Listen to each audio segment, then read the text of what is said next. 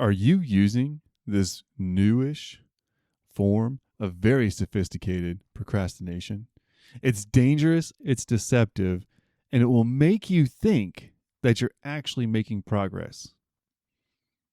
Some people are calling it information obesity. It's this consumption of information, and the most dangerous part about it is it will give you the illusion of making progress where your daily habits actually remain untouched in default setting. And it is scary, my friend. Look, we're going to dive into that in this episode. So it's time to stop drifting, start living your values, and leading your life.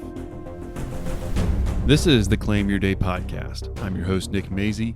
If you're tired of drifting and you're ready to start living intentionally according to your values, you're in the right place, my friend. We're here to help you lead with excellence at home, at work, and in your community so you can live with significance. Let's bridge the gap between who you are today and who you are called to be. Now is the time for you to claim your day. Hello, my friend, and welcome to episode 95 and the last episode of the Claim Your Day podcast. No, the podcast isn't going anywhere. It's just going through a name change right now. So this will be the last episode for this name of the Claim Your Day. And then starting next week, it is going to be Life Leaders. Life Leaders. Because that's what we're going to do. We're going to be leading our lives. And we're also leading for life.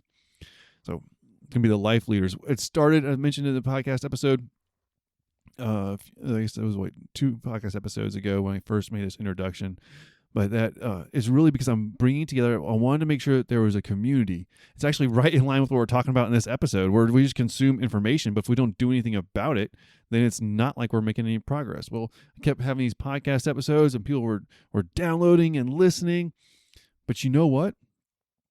If there's not a community, if there's not a place that we can share resources, connection, have a little bit of encouragement, some accountability, where's the rubber meet the road? Like, what are we actually doing if all it is just this information? And it made more sense for the community to be life leaders, that are leading our lives. I say that, I want you to live out your values and lead your lives. So we're going to bring the two together. So starting next week, the podcast title will be Life Leaders. There, you'll also be able to get access to the community, Life Leaders community. You can go to nickmazey.com/lifeleaders. It'll send you right over there. For the time being, and I don't know how this is going to play out in the long term, but at least for right now, the community, Life Leaders community, will be free. We'll see exactly how all that works. But for right now, you'll be able to join it for free. So come join the Life Leaders community. So, look, today we're talking about all this information. As I said in the very beginning intro, what's a dangerous, sneaky type of procrastination is consuming information. Because it seems like we're being productive. If it's leadership books and podcast episodes, audiobooks, productivity threads, and hacks and tricks, all the different resources maybe. If we're just consuming these things, are we doing anything about them? We have this abundance of self-improvement content at our fingertips and all other kinds of material and information too. But this is where it can seem like we're making progress in an area because we're consuming. And if we don't watch out, we're going to just become this information, and we're going to succumb to information obesity, where all we've done is consume all this information. And it can feel like we're making progress. But if all we're doing is consuming this premium material, then why does the daily calendar feel so completely chaotic? Why does our daily lives, why do our daily lives not improve? Why at the end of the day, when we're pulling up into the driveway at the house, are we still exhausted, burnt out, mentally depleted, and we're running on emotional fumes, and our family gets these leftovers? Why does this persistent feeling of work-life balance guilt remain in the exact same place when you close your eyes each night, even though you've consumed so much positive self-improvement material? Why? Well, if that sounds like anything like where you've been at or where you're at, then you've fallen victim to just this information overload. It's this constant consumption without deliberate, intentional execution. It's all the information coming in, but there hasn't been a change in the behavior.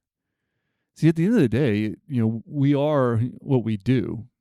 If you change what you do, then your calendar's going to change, your life is going to change. But no matter what all the information you bring in, unless there's a change, then things stay the same. And it's like they say, things are going to, until something changes, nothing changes. If everything stays the same, then everything stays the same. So bringing in that information, consuming that information, it's not enough. Now, my friend, that's why I'm creating the Life Leaders community. It's exactly what it is. I'm sick and tired of all the information out there, and there's not the next step to help people come together and to make those positive changes. Otherwise, all that information, the drift just feeds on the information overload and the information obesity. The drift feeds on that. See, and this is where it's especially dangerous for the high achievers. Those that have big goals and ambitions and aspirations that know they want to make a difference and have an impact. To do that, oftentimes and I'll say I'm in this category because I want to make an impact and I want to help people and I want to affect massive changes. So with that, I continue to learn. All right. But learning on its own, without the action, without a change being made, if it's just learning information, then it ends up being that very sophisticated form of procrastination because it feels like you're doing something. It really does.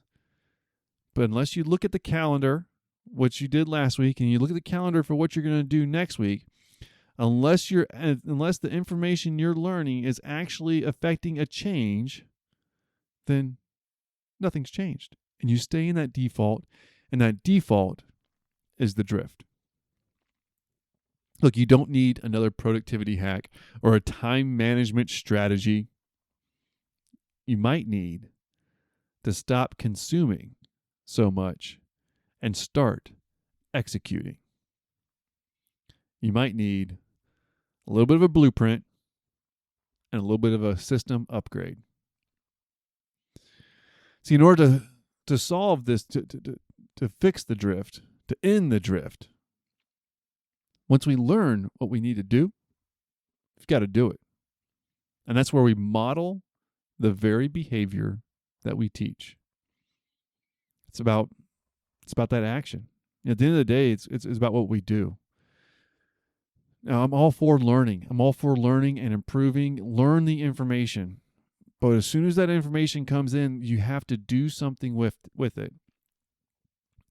Again, that's why I'm shifting this podcast from just the podcast platform, because I don't want you listening to this podcast to be your form of a very sophisticated procrastination technique. Now, I'm not saying this podcast is super sophisticated. I talk to you pretty straight, but the sneaky way that if you're using this as procrastination, even unintentionally, that's just deceptive and sneaky, not on your part, but on the sneaky manipulation of procrastination. Because it feels productive when we're sitting here. I listen to a lot of audiobooks. I read a lot of books. I make notes in the books. I do all these things. But every now and then, I got to call myself out on if I'm just doing the learning or if it's actually affecting the change. Now, this happened a few weeks ago. I'll tell myself. I shared some of this on Substack, as well as I made a YouTube short video about it. It was kind of painful, kind of sucked, part of my language. But what it was, I was doing a lot of reading and I was making notes in my books, in the margins and bracketing around things that I wanted to say because they were as valuable information. And I was going through it and I got a whole stack of books that I had not done a single thing with all the notes that I made in them. And that's what this was. I was consuming the information, but I didn't do anything with it. Now, some of the books, especially the John Maxwell ones, I've gone through many times, so I probably know a lot of the marks that I've made in it just because I've repeated it.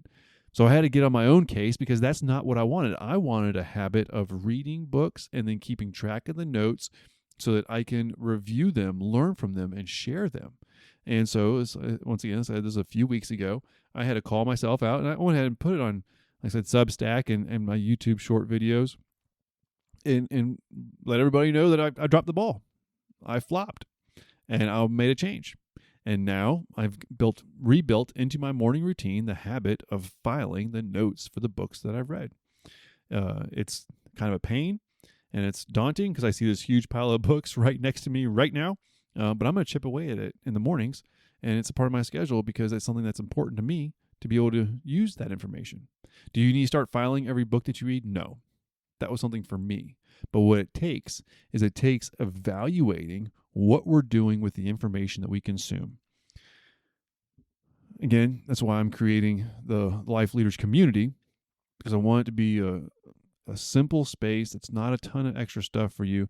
You don't have 94 different videos you got to watch that's going to take 50 hours. No.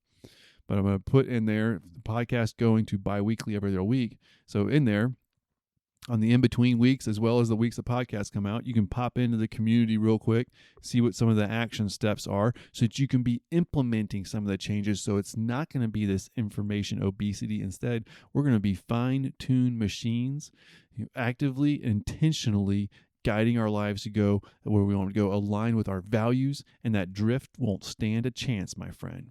It won't stand a chance. So if you're ready to join in, I'd love to have you there. For more information, to get access, just go to nickmazy.com/lifeleaders. nickmazy.com/lifeleaders.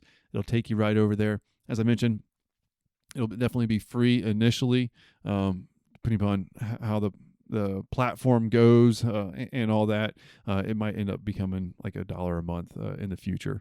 Something crazy happens when you have a free community with a bunch of, I just don't want a bunch of spam and junk in there from anybody that can join. So sometimes $1 a month is enough to filter that out. We'll see. But all this happens with intentionality.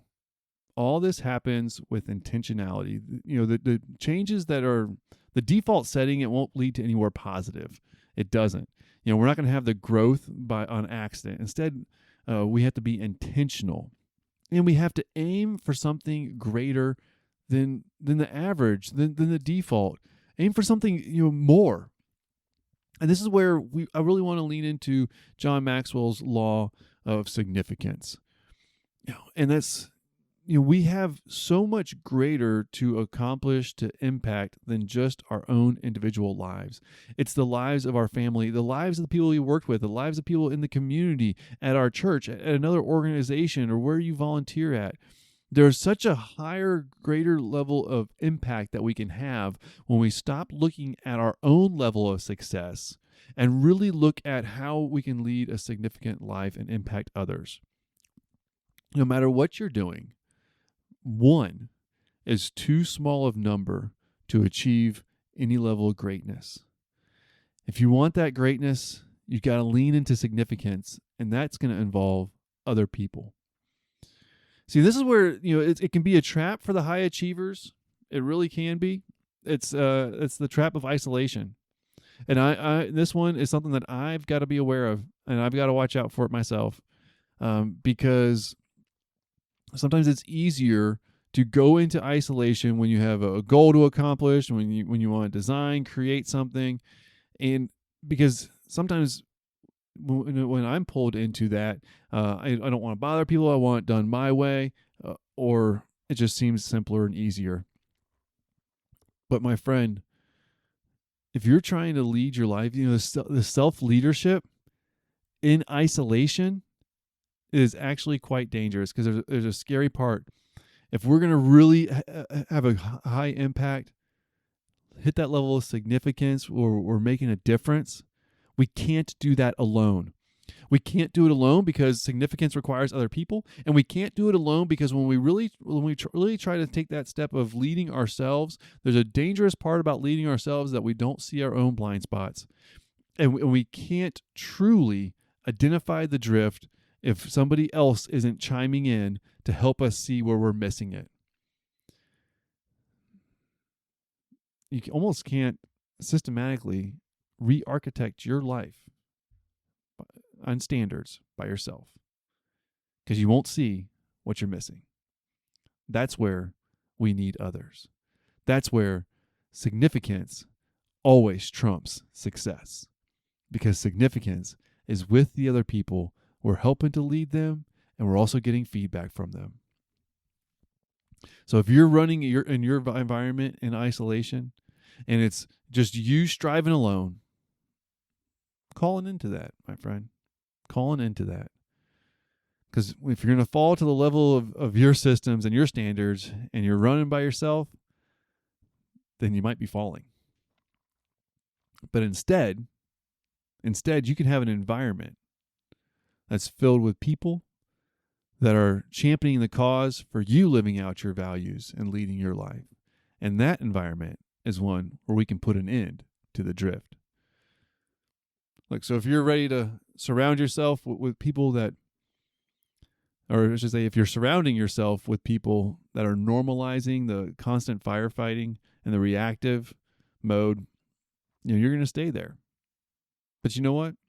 If you surround yourself with life leaders, people that are intentionally designing their lives to stop the drift and live their values and lead their lives, what's crazy is that the environment that you surround yourself with, it can become your default setting. It truly can. What environment are you staying in? What environment are you staying in?